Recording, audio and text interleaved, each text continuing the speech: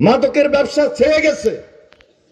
আপনি যেখানে যান ওইখানে 17 বছরের যে ট্রেন্ড, যে ধারাবাহিকতা, ওই ধারাবাহিকতা এখনো কিছু প্রভাবশালী ব্যক্তি ওই মাদকের ব্যবসার সঙ্গে যুক্ত। প্রিয় ভাইরা, আজকে মাদকের ব্যাপারে আমাদের একটা কঠিন চ্যালেঞ্জ নিতে হবে। আমি এর আগে নির্বাচিত ছিলাম, 2008 আপনি আমাকে নির্বাচিত করেছেন।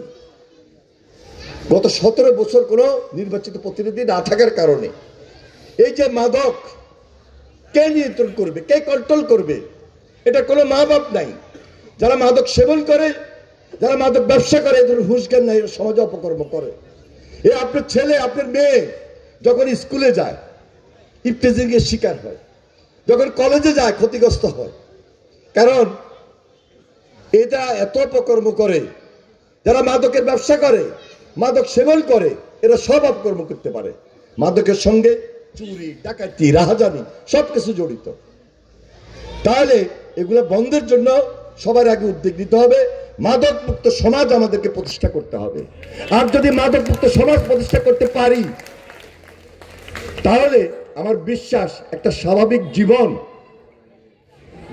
যেটা গত 17 বছর পাই নাই, পাওয়ার মতো একটা সুযোগ তৈরি হয়েছে, সেই সুযোগটা আমরা গ্রহণ করতে পারবো।